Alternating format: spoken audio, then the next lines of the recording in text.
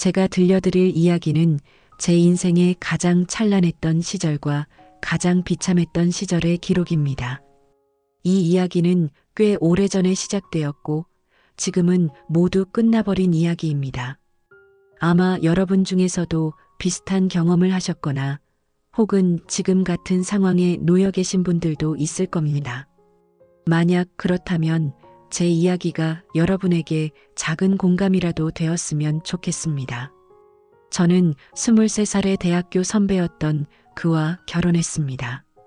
당시 저는 캠퍼스의 낭만을 만끽하며 꿈을 키우던 평범한 여대생이었고 그는 졸업 후 촉망받는 IT 회사에 입사한 똑똑한 개발자였습니다. 그는 언제나 저에게 든든한 버팀목이었고 제가 기댈 수 있는 유일한 사람이었습니다.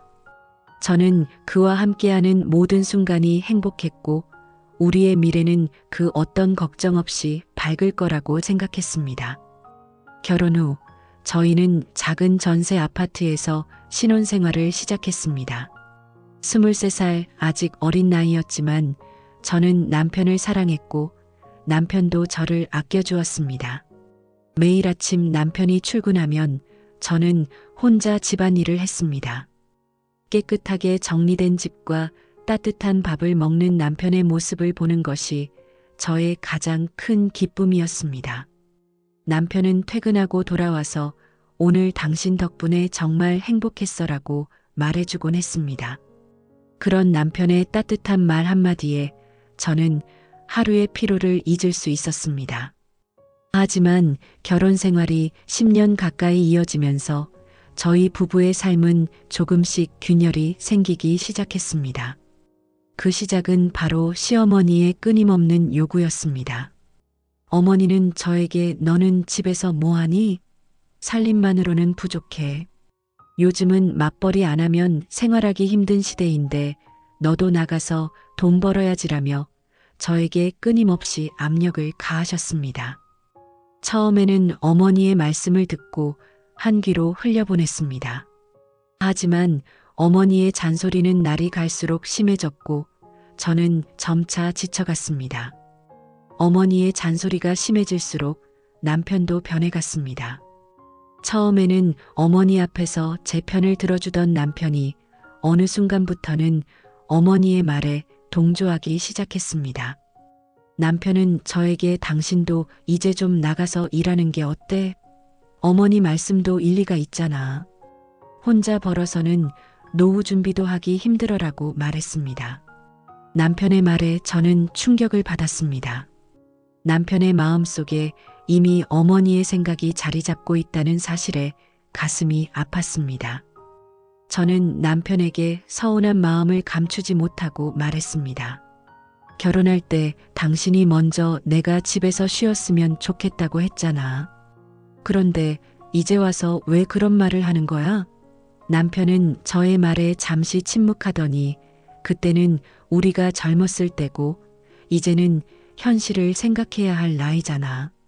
언제까지 그렇게 살 수는 없잖아라고 답했습니다. 남편의 말은 저에게 큰 상처를 주었습니다. 저는 남편이 저를 더 이상 사랑하지 않는다는 생각에 눈물이 났습니다. 하지만 남편은 그런 저의 마음을 헤아려 주지 않았습니다. 그 후로 남편은 저에게 돈에 대한 이야기를 자주 했습니다. 주변 친구들의 집값 이야기를 꺼내며 우리도 이대로 가만히 있으면 안 돼. 남들 다 하는 투자를 해야지라며 저를 압박했습니다. 저는 남편의 말에 불안감을 느꼈습니다. 저는 안정적인 삶을 원했고 무리한 투자는 원치 않았습니다. 하지만 남편은 저의 의견을 무시했습니다. 당신은 왜 항상 그렇게 소극적이야? 미래를 생각해야지라며 저를 몰아세웠습니다. 결국 남편은 저의 동의 없이 작은 상가 건물을 구매했습니다. 남편은 저에게 이거 월세도 나오고 나중에 팔면 시세 차익도 있을 거야. 걱정하지 마라고 말했습니다. 남편의 말에 저는 불안했지만 더 이상 남편과 싸우고 싶지 않아 아무 말도 하지 못했습니다. 하지만 남편의 투자는 여기서 끝나지 않았습니다.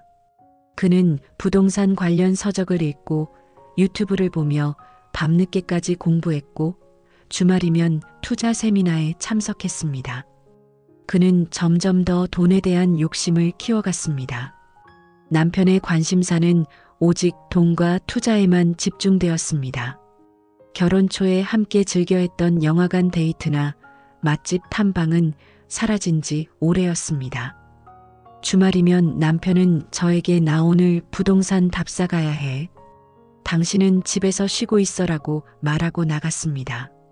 저는 남편과의 대화가 점점 줄어드는 것을 느끼며 외로움을 느꼈습니다. 저는 남편에게 우리도 오랜만에 데이트 좀 하자고 말했지만 남편은 나중에 돈 많이 벌면 그땐 매일매일 데이트하자라며 저를 달랬습니다. 저는 남편의 말에 더 이상 반박하지 않았습니다. 그저 남편이 벌어다주는 돈으로 살림을 꾸려나가는 저의 모습이 한심하게 느껴졌기 때문입니다. 저는 제가 남편에게 짐이 되는 존재라는 생각에 자존감이 바닥으로 떨어졌습니다. 남편은 저에게 집에서 하는 일이 뭐 그리 힘든 일이라고 그래? 라고 말하며 저의 노력을 인정해주지 않았습니다. 저는 남편에게 사랑받는 아내에서 그저 집안일이나 하는 하녀가 되어가는 것 같았습니다. 그러던 어느 날 남편이 저에게 우리 이제 돈도 많이 벌었고 아파트도 하나 더 사야겠다라고 말했습니다. 저는 남편의 말에 깜짝 놀랐습니다. 이미 저희는 빚이 적지 않았고 남편이 혼자서 감당하기에는 버거운 상황이었습니다. 저는 남편에게 당신 무슨 소리 하는 거야? 지금 우리 빚도 많잖아. 더 이상 무리하면 안 되라고 말했습니다. 하지만 남편은 저의 말을 듣지 않았습니다. 그는 이번에 좋은 기회가 생겼어. 이번에 놓치면 평생 후회할 거야 라며 저를 설득했습니다. 남편은 저의 동의 없이 또다시 은행 대출을 받아 아파트를 구입했습니다. 저는 남편에게 나랑 상의도 없이 어떻게 이런 일을 할 수 있어? 라며 화를 냈습니다. 하지만 남편은 당신은 어차피 반대할 거잖아. 내가 알아서 다 잘할 테니까 걱정하지 마라고 말했습니다. 저는 남편의 행동에 큰 충격을 받았습니다. 저는 남편이 더 이상 저를 존중하지 않는다는 사실에 가슴이 찢어지는 것 같았습니다. 그 후로 남편은 저에게 더욱 차갑게 변했습니다. 그는 퇴근 후에도 저에게 말을 걸지 않았고 저와 눈도 마주치지 않았습니다. 저는 남편의 행동에 상처를 받았습니다. 저는 남편과의 대화를 시도했지만 남편은 할 말 없으니까 혼자 있어라며 저를 외면했습니다. 저는 남편에게 사랑받지 못하는 아내라는 사실에 매일 밤 눈물을 흘렸습니다. 저는 더 이상 남편에게 의지할 수 없다는 것을 깨달았습니다. 저는 남편과 함께 살고 있지만 마치 혼자 사는 것 같았습니다. 남편은 주말에도 집에 있는 시간이 줄었습니다. 그는 투자 모임에 나가거나 부동산 답사를 다니며 바쁘게 지냈습니다. 저는 남편에게 우리도 주말에 어디 좀 같이 가자라고 말했지만 남편은 나 바쁘니까 당신 혼자 놀아라며 저를 외면했습니다.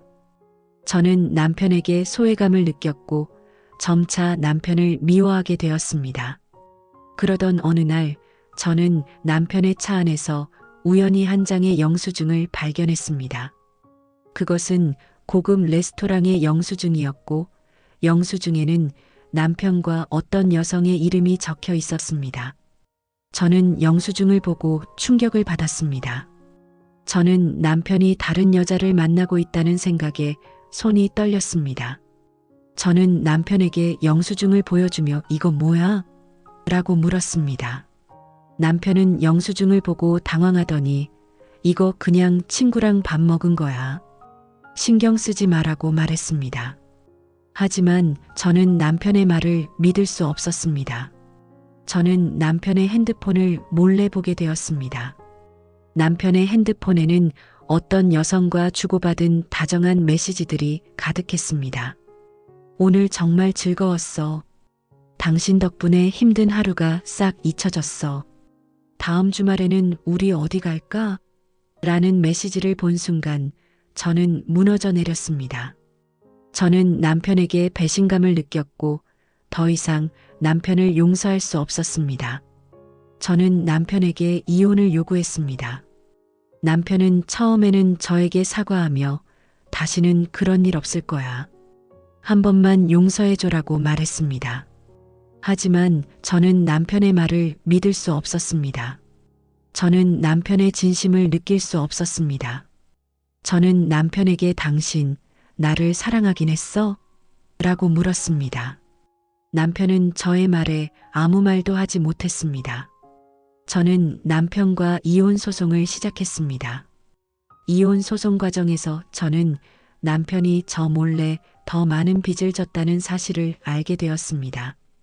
남편은 부동산 투자 실패를 만회하기 위해 도박에까지 손을 댔다는 사실도 알게 되었습니다. 저는 남편의 행동에 분노했고 더 이상 남편에게 미련을 두지 않기로 결심했습니다.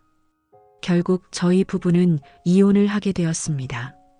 이혼 후 저는 남편이 저 몰래 졌던 빚을 갚기 위해 힘든 시간을 보내야 했습니다. 하지만 저는 포기하지 않았습니다. 저는 다시 예전처럼 제가 좋아했던 디자인 일을 시작했고 열심히 일하며 빚을 갚아나갔습니다. 저는 힘든 시간을 보내면서도 언젠가는 제가 원하는 삶을 살 수 있다는 희망을 잃지 않았습니다. 저는 이혼 후 5년이 지난 지금 어느 정도 안정된 삶을 살고 있습니다. 저는 작은 디자인 회사를 차렸고 제가 좋아하는 일을 하며 행복하게 살고 있습니다. 비록 아직까지 빚은 남아있지만 저는 이 또한 제가 감당해야 할 몫이라고 생각합니다. 저는 이혼을 통해 제 삶의 주인이 누구인지 깨달았고 이제는 저를 위해 살아가려고 합니다.